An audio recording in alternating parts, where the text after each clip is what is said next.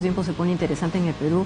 Estamos con Percy Medina, es el representante de IDEA Internacional en el Perú, y con Iván La Negra, el secretario general de la Asociación Civil Transparencia. Muchas gracias por estar con nosotros.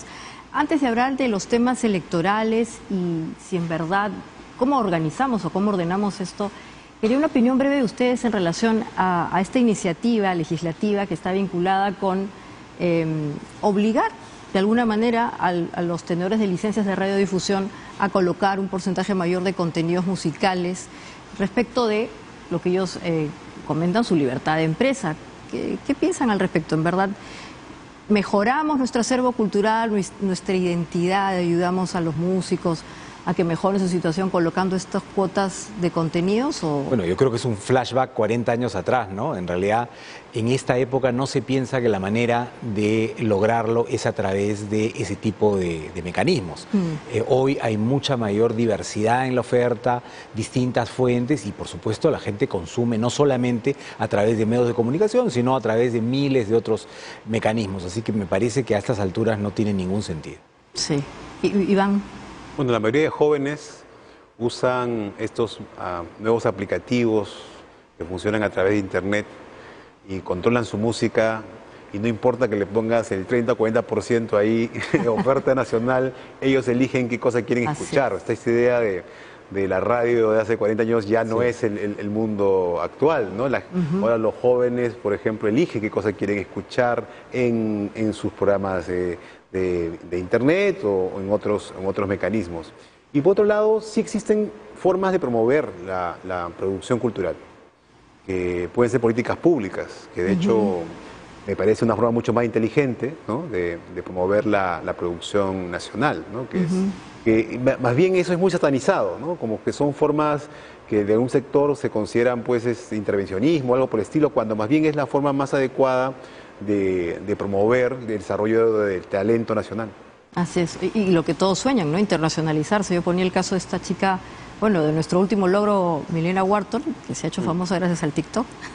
Pero volviendo ya a temas un poco más de fondo, ¿nuestro sistema electoral necesita una reforma? ¿Necesita control? ¿Qué está pasando al respecto?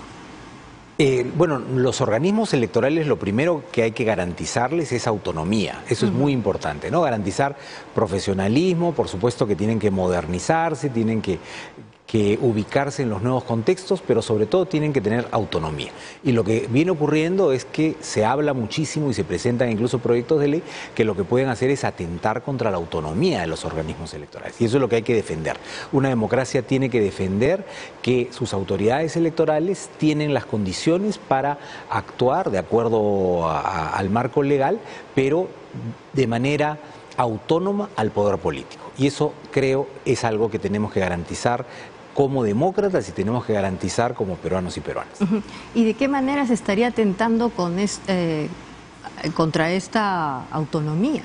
Bueno, hay proyectos, para empezar, se planteó en algún momento este asunto de que tuviesen que renunciar o no, en fin, que no corresponde al poder político, pero además hay ahora una serie de iniciativas que tienen que ver con ampliar la figura del juicio político a las autoridades electorales, que en realidad no es algo que corresponde, ¿no? Si bien es cierto, había un antecedente de recomendación del Tribunal Constitucional para que la figura del antejuicio, que es más bien una figura de protección, ¿no?, se ampliara también a estos altos funcionarios. La idea del juicio político ya es una cosa diferente y podría llevarnos en un camino en el que las autoridades podrían ser vulnerables frente al poder político, ¿no? Y eso creo que es una cosa que hay que cuidar. Iván, para que nos entiendan quienes están viendo este programa, el antejuicio y el juicio político, ¿cuál es la diferencia y por qué no deberían ser pasibles los miembros del sistema electoral de uno de ellos? Claro, históricamente, no solamente en el Perú, sino en América Latina, se ha usado el sistema judicial para atacar a los políticos, en particular cuando ocupan grandes responsabilidades. Entonces, alguien puede iniciar un juicio de una manera arbitraria o sin fundamento y sacarte de un puesto o eventualmente sancionarte cuando ya has dejado una posición pública importante. Y para evitar que se haga un uso arbitrario de este mecanismo, se crearon las figuras de antejuicio, es decir, que por ejemplo el Congreso, antes de que se pueda continuar con el proceso penal, haga una evaluación de que no ha habido ningún intento de uso arbitrario de ese poder y de tal manera que se permita la continuación del proceso. Eso es un mecanismo, de hecho, hasta saludable, o sea, es una forma de blindar de una medida el trabajo. Pero, ojo, es solamente para verificar que no hay arbitrariedad, no para convertir a los congresistas en jueces ni en actores que van a reemplazar el juicio experto que toca a los jueces ya de cada área que son especializados en el tema. En cambio, hay otra figura que es diferente, que tiene que ver, digamos, con esta idea de juicio político, que más bien son infracciones que supuestamente cometen algunas autoridades respecto de la Constitución. Y que se dice, bueno, como son una infracción a la Constitución, tienen que ser sancionados.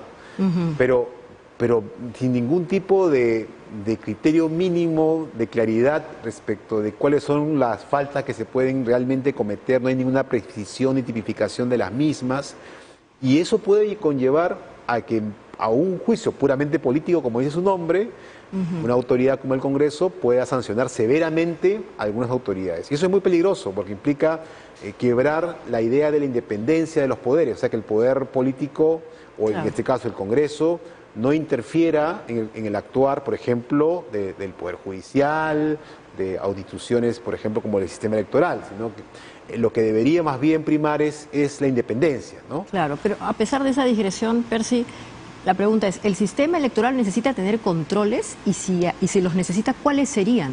Por supuesto que existen. De hecho, el Jurado Nacional de Elecciones tiene por mandato fiscalizar la tarea de la OMPE, ¿no? Por eso tenemos 3 organismos electorales, ahí también hay un sistema, ¿no?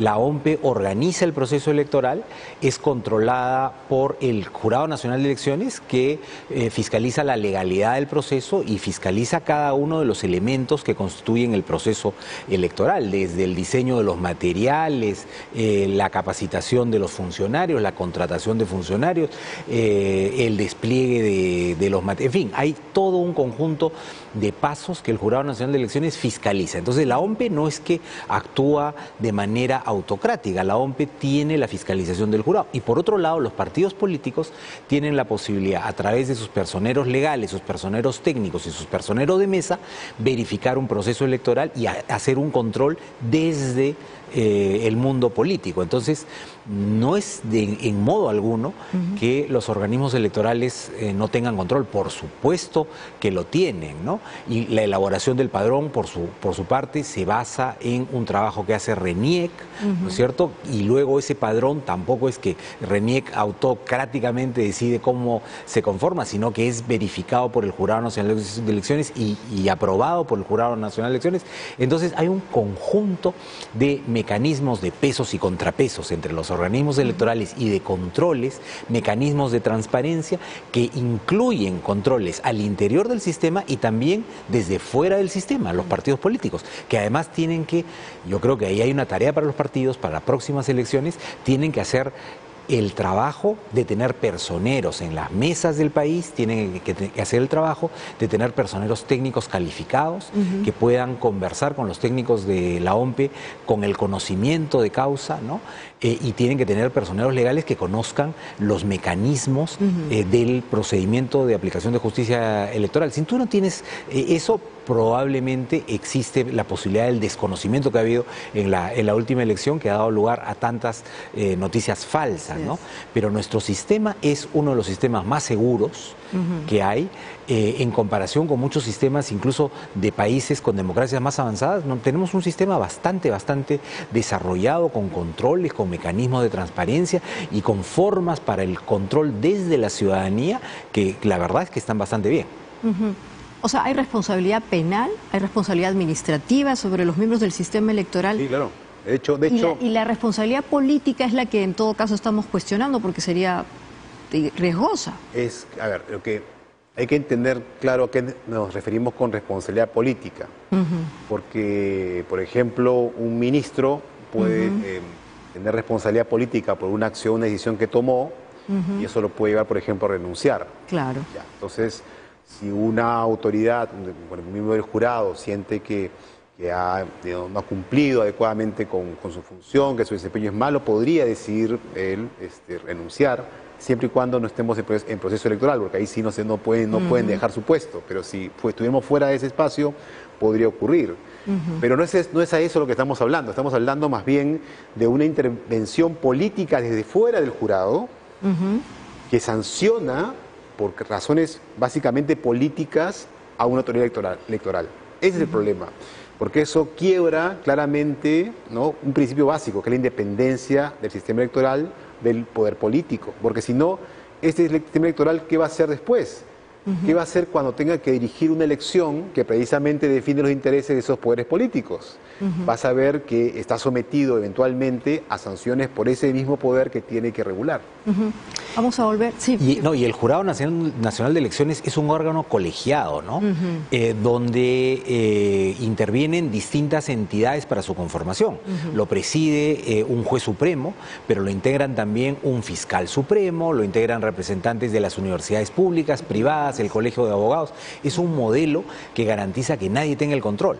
Y ese órgano colegiado es el que ve como órgano colegiado los temas de administración de justicia electoral. El presidente es un primus inter pares, tiene un rol ejecutivo, por supuesto, conduce el jurado, lo representa, etcétera, pero es el pleno el que toma las decisiones. Ese es un modelo que en muchos países se valora mucho y se considera algo a tomar como ejemplo, ¿no? Entonces yo creo que nuestro modelo no tiene problemas, pero obviamente hay que difundir mejor cómo funciona y garantizar también que la gente entienda en general cuáles son los procedimientos para que no haya espacio para noticias falsas, que son las que han circulado tanto en el proceso electoral del año 21.